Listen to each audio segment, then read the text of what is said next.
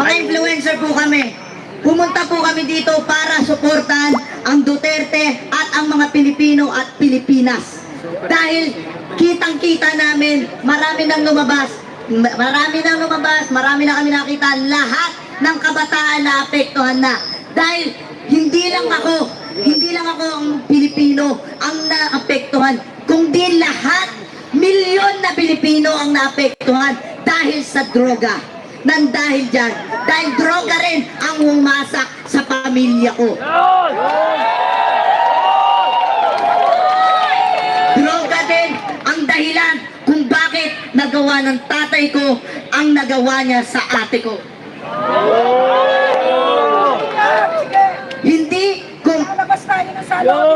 Hindi ko nahayaan na yung mga ginawa ni Marcos dahil sa droga na yan, siya ang pasimuno. Dahil alam namin na mga kabataan at alam din namin na magsasalita sila kung ano na naman ang sasabihin nila. Nasasabihin nila, ginagamit kami mga kabataan para lang magpaingay. Hindi kami ginagamit at hindi kami papayag na magpagamit. Dahil kami, Pilipino rin kami, naiintindihan namin ang bawat nararamdaman ng kapwa namin Pilipino. Dahil sa ginawa mo, Marcos, nag-ingay na ang mga Pilipino, naggalit na. Di ba sinabi mo, nagbabaguhin mo Pilipinas? Di ba? Pero anong ginawa mo? Anong ginawa mo? Iisa-isahin natin. Dahil isa-isahin natin. Sige, yung bagyo na sunod-sunod na tumaan, na maraming namatay na Pilipino, marami ang nadisgrasya, nabaha, marami. Pero anong ginawa mo? Wala. Nakuha mo pang manood ng concert ng bagyo. Kung mabuti ka talagang pinuno at mabuti ka talagang presidente ng Pilipinas, ipakita mo noon pa lang, dahil nung nag-campaign ka pa lang, kung ano-ano ang pinakita mo, gumawa ka pa ng movie, nakala namin na totoo! Pinutol mo kami! Pinutol mo kami! Niloka mo kami! Kung ano-ano pa ang pinakita mo para lang umangat ka, para mailuklok ka lang, hanggang sa naniwala ang ibang Pilipino, hanggang sa marami ang gustong magluksok sa'yo. Pero ano nangyari? Nung nagluklok sa'yo, anong ginawa mo? Nung naging presidente ka, nagsimula, naghirap kami, kung ano-ano nangyari, tumaas ang diesel, tumaas ang mga presyo ng bigas. Kaya kami nagagalit sa'yo, lalo na kaming mga kabataan, na umanga sa'yo, lalo na ako, na akala ko mapapabuti mo ang Pilipinas. Pero anong ginawa mo? Kundi na droga na lumaganap sa buong Pilipinas. Kaya nananawagan ako sa'yo sa Republika ng Pilipinas, sa buong Pilipinas, sa Malacanang. Nauulitin ko, mag-resign ka na! Mag-resign ka na! Mga kababayan kong Pilipino, sabay-sabay natin isigaw. Mag-resign! Mag-resign! Mag-resign! Mag-resign! Mag-resign! Mag-resign! Sisigaw natin! Duterte! Duterte! Duterte! Duterte! Duterte! Bigyan mo ng tubig. Ito na lang ang sasabihin ko sa iyo, Marcos. Lalo na sa Malacanang. Alam namin na akala mo kaming mga kabataan, porket kabataan, ay kailangan asikasuhin ang mga pag-aaral. O, alam namin yun. Alam namin yun. Pero bakit gano'n naapektuhan ni kami? Dahil bakit? Dahil kasama ang pamilya namin sa naapektuhan sa droga na yan. Kaya kami mga kabataan, hanggat kaya namin lumaban, hanggat kaya namin dahil Pilipino rin kami, hindi kami matatakot sa'yo. Kahit marami ka pang ipadalang militar, dahil hindi kami malulupik ng kung sino man, dahil kami ay Pilipino din. Kaya wag kang magtaka kung bakit hanggang ngayon nagagalit sa'yo, dahil katulad ng ginawa mo sa isang katulad naming mga Pilipino, lalo na mga kabataan, kung ano-ano na lang nangyari sa mga kabataan. Dahil dun din sa nakatira kami, ay maraming mga nagdodroga, maraming kaming narinig na nag-aabutan ng droga, hanggang sa nalaman namin, hanggang sa nakita namin. At nung nalaman ko, pati su Duterte, Sara, kinalaban mo, kaya kami nagalit sa'yo, dahil kami sumuporta rin sa'yo. Alam mo kung bakit nangyari sa ate ko? Alam mo kung anong nangyari? Dahil sa droga na pinalaganap mo. Ginahasa ang ate ko na nawala sa bisyo. Nang dahil sa bisyo sa droga. Yun ang dahilan ng droga. Kaya bakit kami sa iyo naniniwala na bakit ka maniniwala sa mga pinapadala mo na trolls kami? Trolls sa mga Pilipino? Binabayaran? Hoy! Mahiya ka naman sa balat mo! Hindi kami bayaran! Hindi kami bayad! Hindi kami bayad! Hindi kami bayad! Hindi kami bayad! Hindi kami bangat!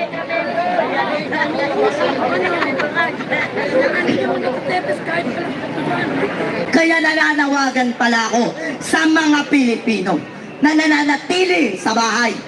Mahiya naman si Marcos. Kahit ano pa ang panakot sa atin, huwag kayong mag-alala.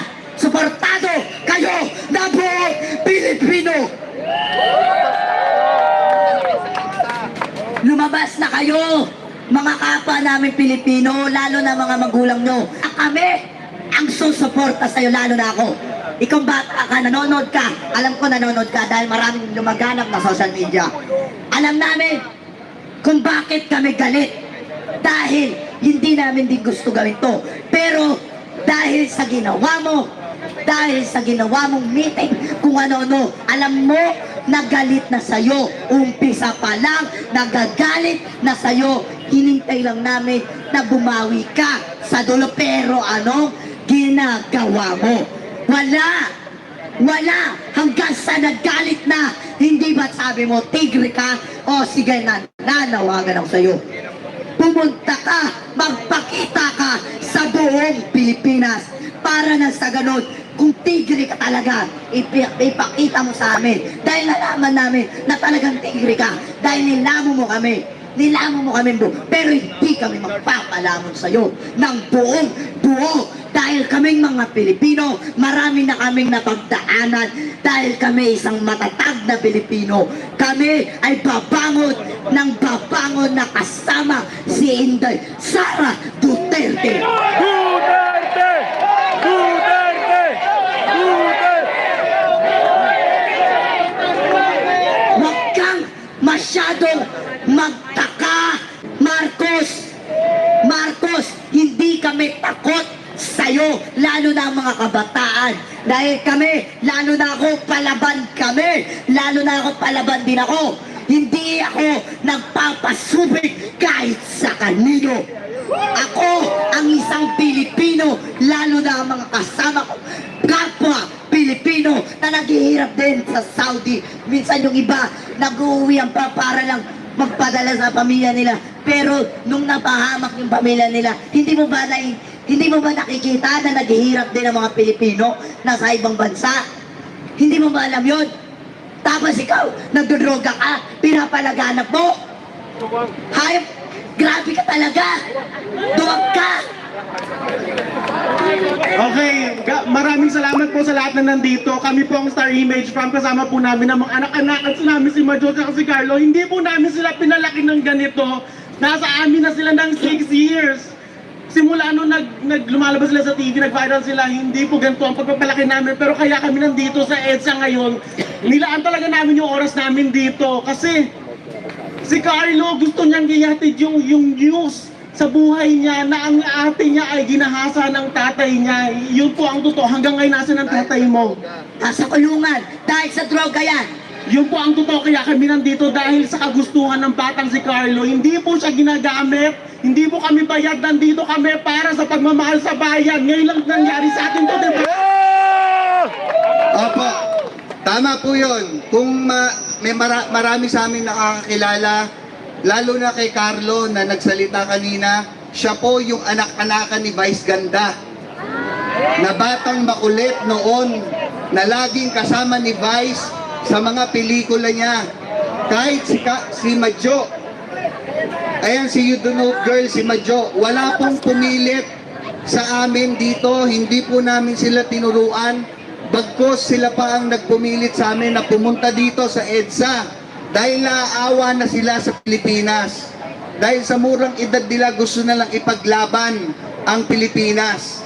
Sa mga kapwa naming influencers na siguro ngayon tinatawanan lang kami dahil lahat sila kampe sa gobyerno dahil may nahihita sila. Meron silang nakukuhang talent fee.